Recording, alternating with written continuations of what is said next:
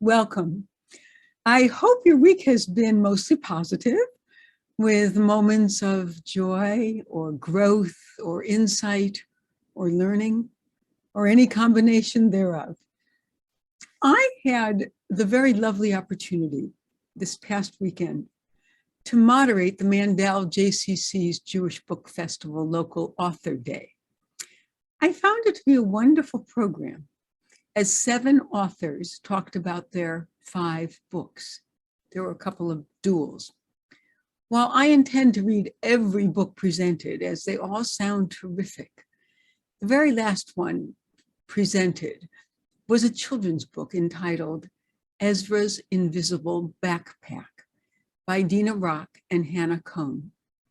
Briefly, this is its synopsis. To the world, Ezra seems like a typical happy 4th grader. Yet making friends and joining groups can be overwhelming for him. Ezra teacher shares that everyone has an invisible backpack with bricks which others cannot see. These bricks represent obstacles, emotions, and worries that people carry with them every day. Ezra begins to realize that a smile on the outside doesn't always reflect what's happening on the inside.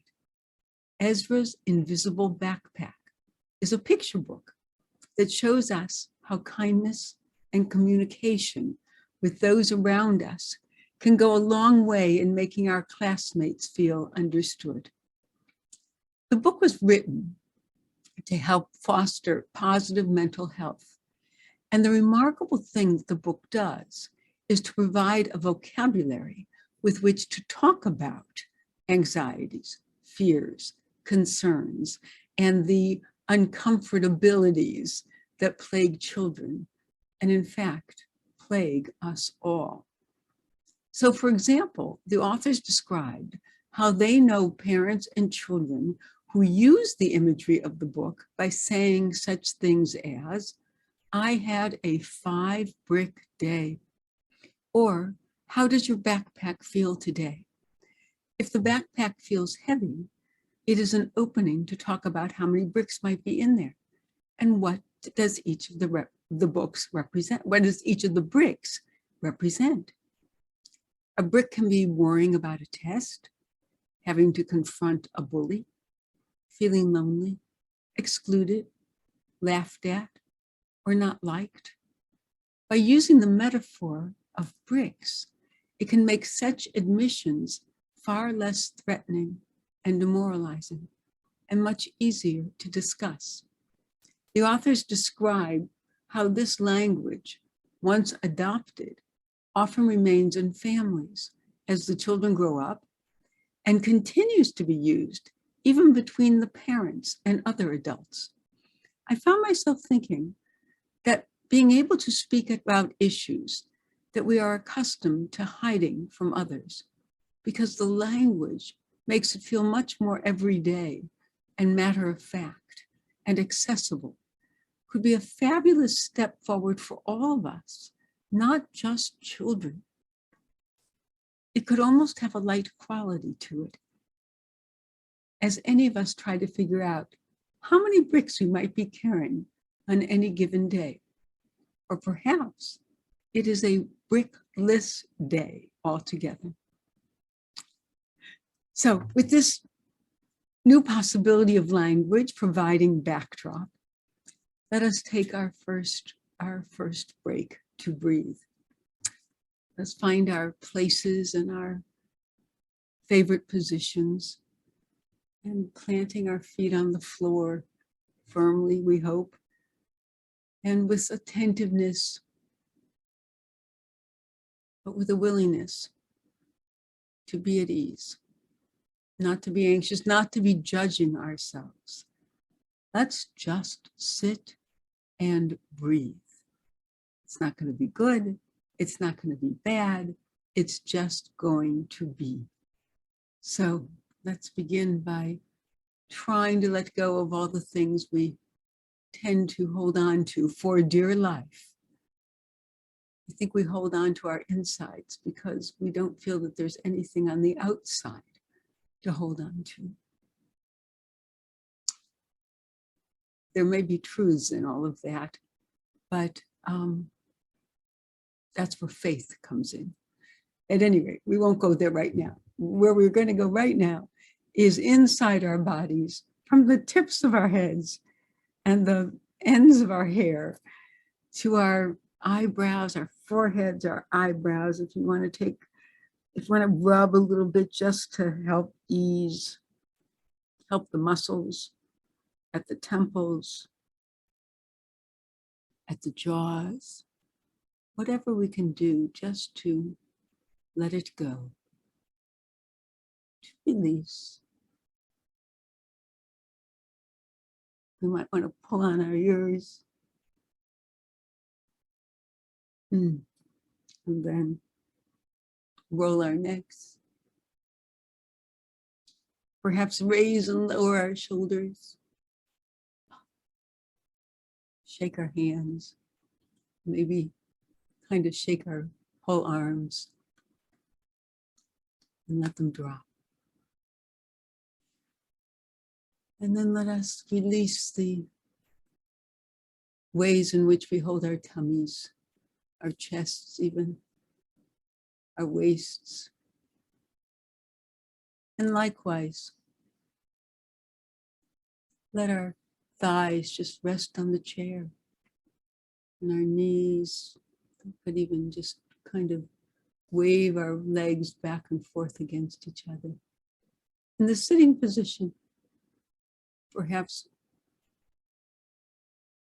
twirl our ankles around, not twirl exactly, but just rotate them, wiggle our toes, let them go up and down on the ground.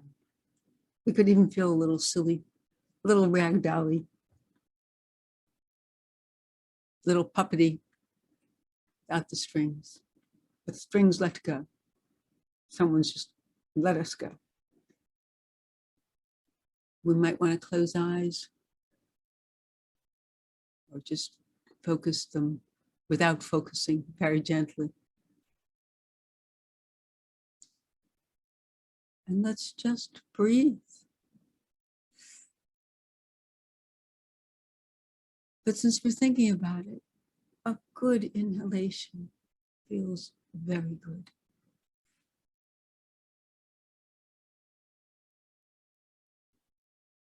And let us imagine that instead of the holdings that we just released, we are filling all those places with air because they're now able to accept the air.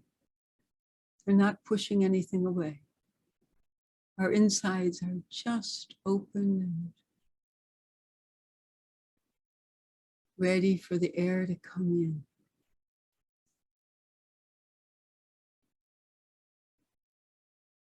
And as we fill every space we can find, we might hold on for a few extra seconds.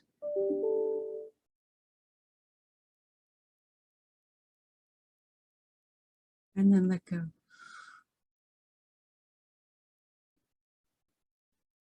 Letting go is just as important as the letting in, clearly.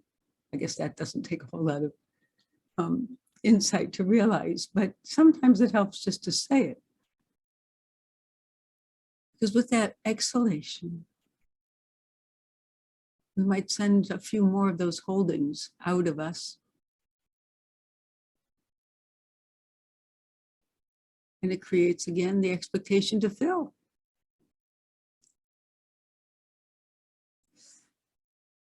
Which we can do. Let us do that deeply, fully, without obstacle, without hesitation. There's no right way or wrong way. Let's just fill ourselves up.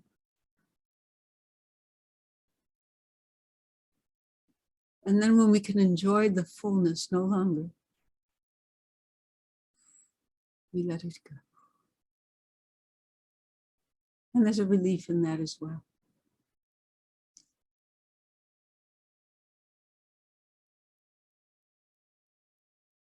It occurs to me that one of the things we need to release before we can take our break to breathe, or as we take our break to breathe, are the bricks. It's hard to breathe deeply when we are burdened with bricks. I think each of us knows what that means. Sometimes they are so heavy that breathing feels almost painful. And sometimes it's not even that they're so light, they seem not to be there at all. And we feel absolutely buoyant.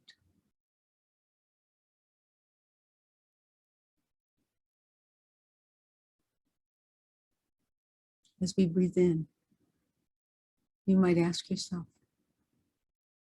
is this a no brick day for me? Is it a 1 brick or 4 brick? Or I hope not a 7 or an 8 brick day.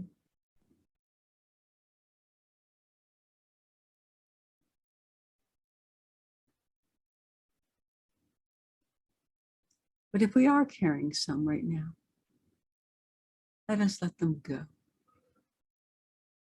with each release of our breath.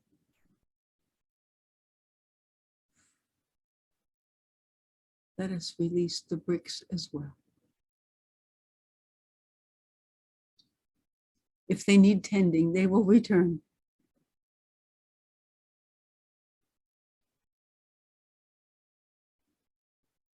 But right now, it just makes our breathing easier. Unencumbered. Free.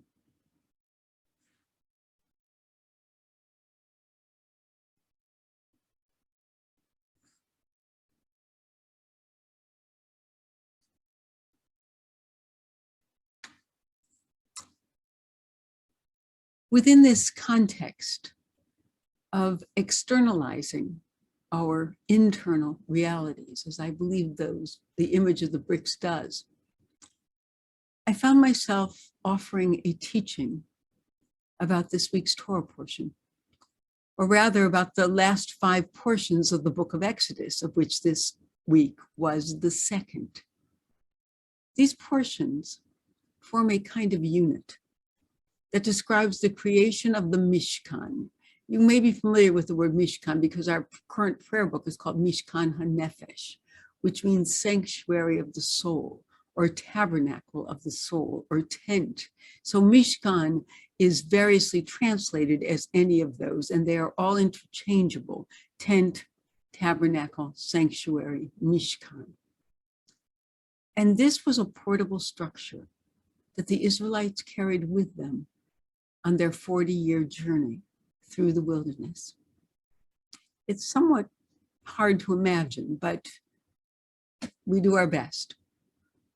This is the structure that housed the portable ark and the tablets that the Israelites received at Mount Sinai. It is somewhat remarkable that the description of this structure, with some notable interruptions, such as the story of the golden calf, but basically the description of the specifications goes on for 5 portions. The amount and specificity of the detail included in these portions is also remarkable. It seems that nothing is left out. As the building and crafting materials are enumerated, the specifications for the overall design are described, the internal furnishings are itemized and specified, and the garments, or rather the vestments, that Aaron and his sons, as the priests, will wear, are also thoroughly described. In fact, the pages of description seem to go on and on, prompting us to ask, what is really going on here? Beyond the lists and the descriptions and the details and the measurements, what are these portions really about? What are they trying to tell us or teach us or reveal to us to justify 5 portions of narrative? What questions are being asked or answered in these chapters? If the book of Exodus was a novel, we would say that it starts out with a compelling story of slavery. It begins with, we were slaves in Egypt to Pharaoh. A new Pharaoh arose who didn't know Joseph. It builds to a spectacular, dramatic climax with the exodus from Egypt and the giving of the 10 commandments at Mount Sinai. But then the book kind of falls flat. It seems to message that our lives and our faith are not sustainable at the dramatic heights of miraculous events and singular experiences. How then do we make revelation a part of our everyday? How do we maintain an awareness of God's presence when we are not standing at Sinai? How do we maintain faith in a revolutionary idea that asks us to believe in a deity without material form or substance or dimension? While we should engage in careful study of the text to tease out what it is saying, I will share with you a few thoughts that emerged for me from the long lists of fairly dry, arcane, obscure materials used in construction, such as blue, purple, and crimson yarns, fine linen, goat's hair, ram skins, dolphin skins, etc., or the detailed construction instructions of interior furnishings, or the elaborate descriptions of the specifications for the priestly vestments that would be worn when conducting religious rituals and ceremonies in or in relation to the structure. The creation of this whole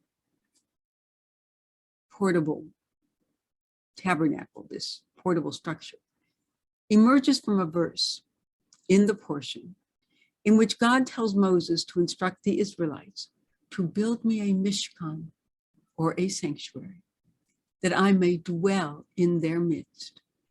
At some level, it is a way to give the people something tangible with which to help them believe in and worship an intangible being. As an aside, we might notice that God says, "Let them build me a sanctuary that I may dwell among them." Not that I may dwell in it, the structure, but among them in the midst of the people. What in the process of building provided the means for God to dwell in their midst? It is the offerings and contributions prompted by the dictates of our hearts that cause God's presence to live within the community. As the mystics of our tradition emphasized, God does not live in a building. God lives in the hearts of the builders.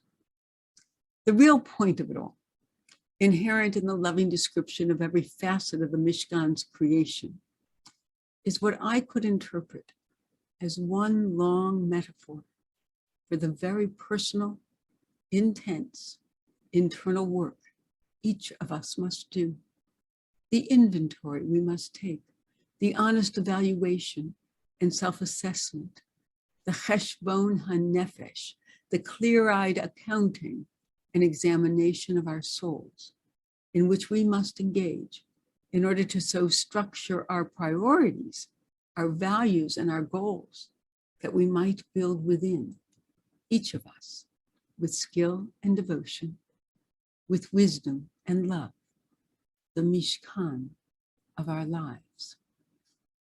It takes effort and hard work and focus and attention. It also takes a quality that is described in these pages, the quality of chacham lev, which is translated as wise in heart, or what we might call heart wisdom.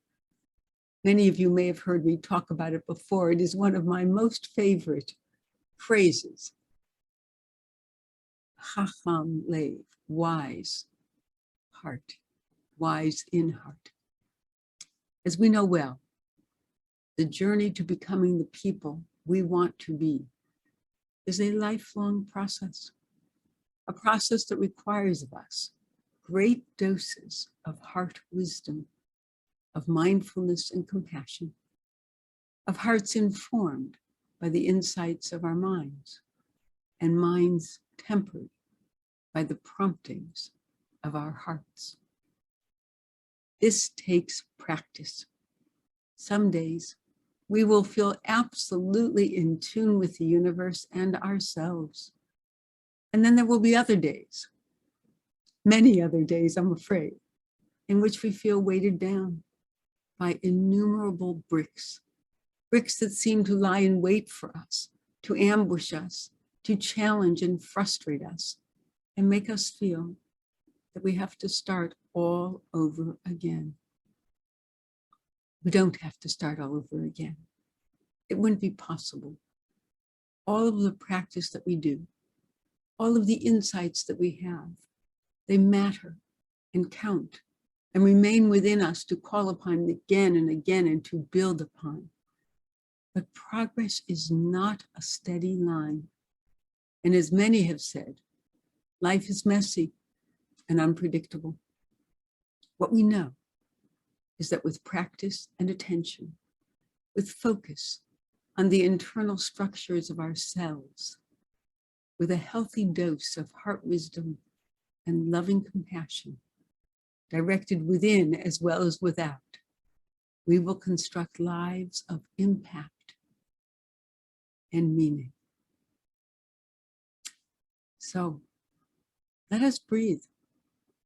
It's a first step and it's a practice, because when we breathe with mindfulness, with attention, we are practicing being in this moment, in this very moment of our lives, with its potential and its heaviness, with its challenges, with its promises, and with its realities. So let's just get back in those places and let us breathe again. Just breathe.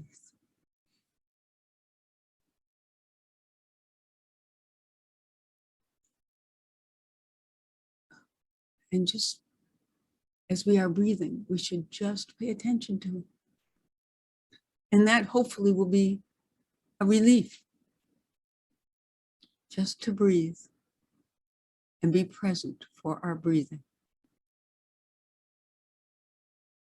And thus take a respite from everything else that might be going on.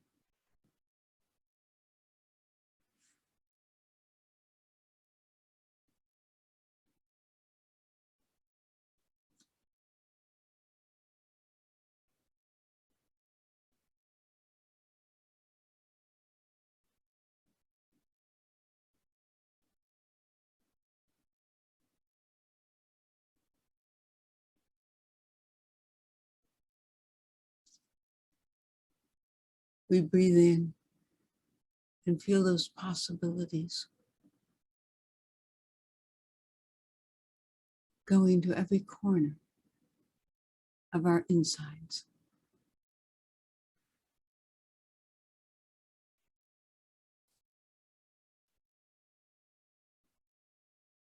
And let us breathe out any weightiness that we have, any burdens that we know are waiting, will be there when we're done.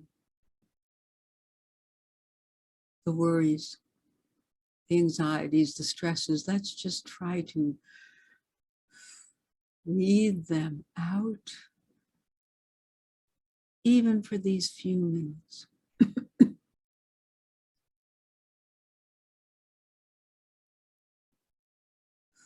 We let them go.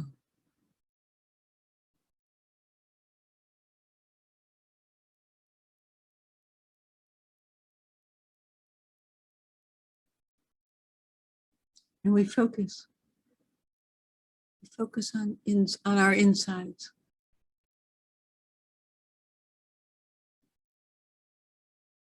On the breath. And as thoughts arise,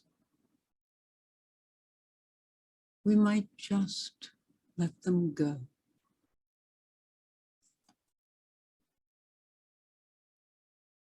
We don't have to follow up on every one. Let us just let each thought go. The important ones will return. And every time we let a thought go, let us be sure to return to the breathing.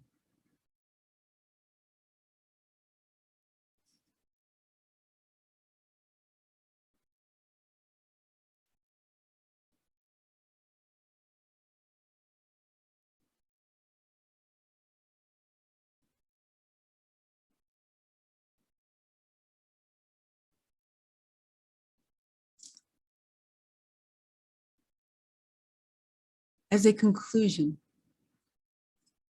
I would share with you some heart wisdom from Mary Oliver.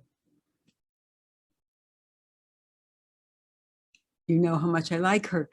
This is not a poem, but it's a very short statement that she entitles, "Don't Hesitate." If you suddenly and unexpectedly feel joy, don't hesitate. Give in to it. There are plenty of lives and whole towns destroyed or about to be. We are not wise and not very often kind, and much can never be redeemed. Still, life has some possibility left. Perhaps this is its way of fighting back, that sometimes something happens better than all the riches or power in the world. It could be anything. Be very likely you notice it in the instance when love begins. Anyway, that's often the case. Anyway, whatever it is, don't be afraid of its plenty. Joy is not made to be a crumb.